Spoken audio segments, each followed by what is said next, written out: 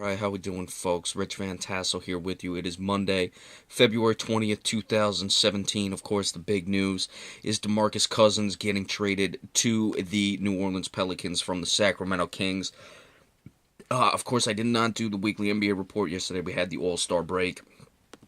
I'm going to go a few different ways with this. I'm actually going to do this video looking at just the trade, and then I'm going to do a video, being that I'm a Celtics fan, of just how bad the Celtics missed out in this situation. But first, let's just look at the trade.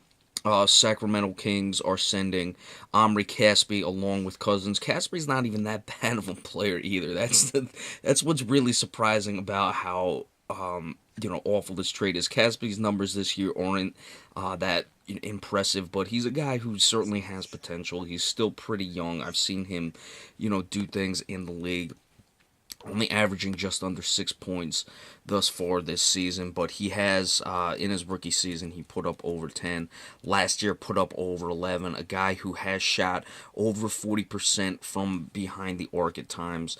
Last year, shot 48 altogether from the floor, 40% from 3 points. So while his numbers aren't there this year, this is a guy who can certainly make things happen. And the Kings receive back, wait for it, Celtics fans, what you didn't have to give up: Buddy Hield, Tyreke Evans, Langston Galloway, and a first-round pick. That first-round pick for the Kings now, that's coming from the New Orleans Pelicans, can't be below 4.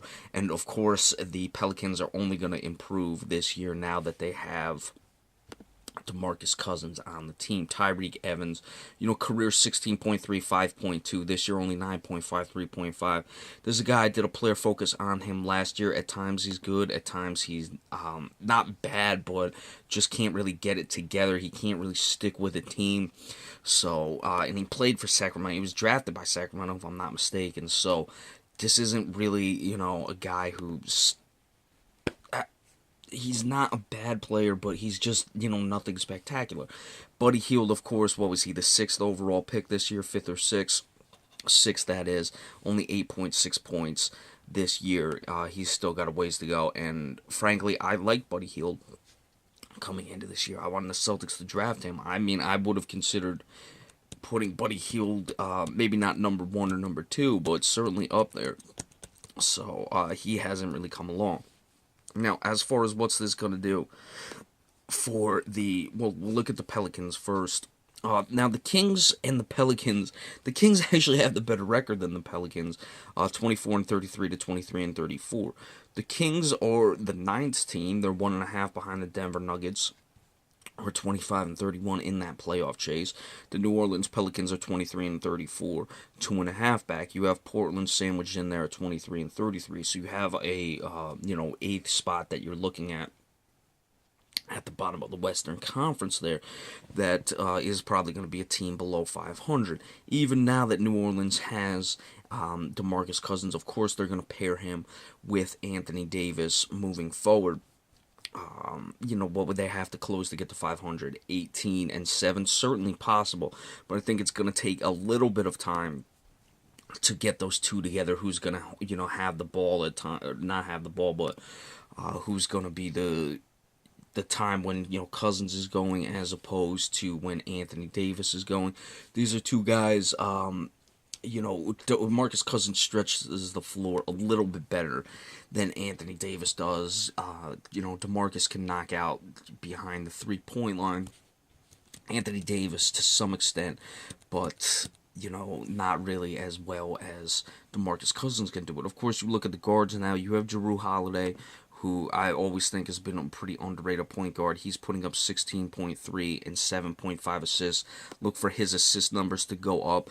But, even Etuan Moore, the other guard, is a guy who has played point at times.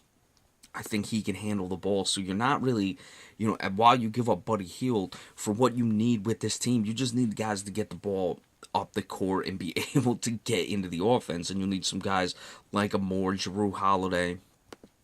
Not really the shooter Etuan Moore is. Let's see Etuan Moore's numbers. He's putting up over 45 from the floor and just under 39% from 3. So that's good in that regard. Jrue Holiday, I'll see how he's shooting. Etuan Moore's always been a good shooter. I'm not too sure about Jrue Holiday.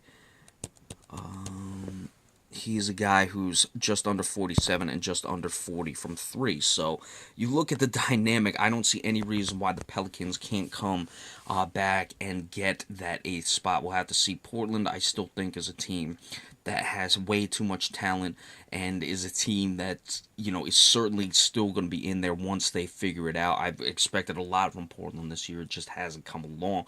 But as far as everyone else, you have, as we said, the Kings in there. And the Kings didn't even have to give up Ashik. You'll bring Ashik off the bench. A team that's going to be very tough to get any offensive rebounds against. They're going to control the glass. They're going to have a strong paint presence in the middle.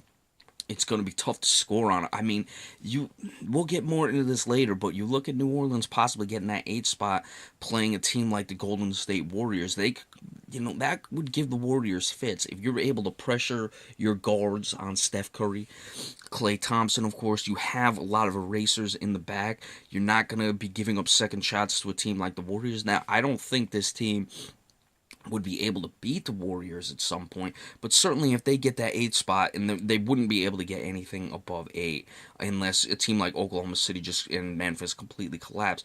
So that's something to keep an eye on as well when they get to the playoffs. They could really, stretch that Golden State Warriors team. There's no reason to see they couldn't get it to 6. They'd be pretty rough with them. They certainly take their toll on the Golden State Warriors, so look out for that. But as far as the trade, I mean, New Orleans essentially gave up nothing to get him. Buddy Hield, clearly the best part of that trade. He's still got a way to go because the pick, once, New Orleans makes the playoffs, which they probably will, you're looking at a mid-round pick. It was just nothing to get him. So they didn't have to really stretch their guards. They do still have good ball handlers in Holiday and Etuan Moore, guys who can shoot as well. They'll get the ball up the court. And of course, Ashik will move to the bench now. So certainly a big-time trade for the New Orleans Pelicans. Sacramento, this is why this team will again be in the lottery, and they are really going nowhere. Quick note as far as DeMarcus Cousins, I've always been high on DeMarcus Cousins. I'd like to, tell all the people who were telling me, oh, DeMarcus Cousins will never be traded, never be. All right, yeah, go fuck yourself. It's really all I have to say about that. It's like I didn't have any doubts. Maybe he wouldn't have been traded, maybe he will, but to act like there was absolutely no consideration that DeMarcus Cousins would ever be traded is just ridiculous. Of course, I'm right again, you all are wrong, and you're going to tell me how right you are and how wrong I am, whatever. I'm used to it at this point. As far as DeMarcus Cousins, you're looking at a situation, a team that was struggling to get going before Cousins came, struggling to get going after he came. I know a lot of people like to put it on Cousins. Oh, there was a dark cloud, this, that, and the other thing. Who did you really get to go with him? You had Isaiah Thomas at times. You let him go. You had a guy like a Ben McLemore, never really developed. You drafted a guard to try to help him. Was McLemore the answer? I'm not saying he was or wasn't. I'm just saying Tyreek Evans, I don't think he was ever there with DeMarcus Cousins. Actually, I'd like to check that real quick. But, he was a guy who, as we've said, has been up and down his entire career. Yeah, he must have played with Cousins at some point. Yeah, he definitely did. I mean, he put up numbers in Sacramento, but you look at the guys you've had with him. Was it Cousins? Who was it? I don't know. All I know is the numbers DeMarcus Cousins puts up. He's, putting up 28 and 12. He can block shots. He can stretch the floor. He's a very good player. Now, we'll see what happens in New Orleans. If things start to go downhill, then put it on Cousins. But, you can't tell me a guy who's been in a situation as poor as Sacramento has been for years. They were really, after 2006, they really fell off. They were bad for years before Cousins got there. Sometimes guys are landed in bad organizations. I know he gets technical fouls. I know, he struggles with his emotions at times. But give him, send him somewhere else and then see what happens, and then come talk to me afterwards about the guy's attitude and this, that, and the other thing. But we'll see what happens now. Again, clearly the Pelicans got the better of this deal. We'll be back in a little bit. Look at how just poorly the Celtics missed on this one. Have to comment on that, so be sure to stay tuned as well. But we'll be back later for that. Thank you all so much, and remember, we appreciate all subscriptions.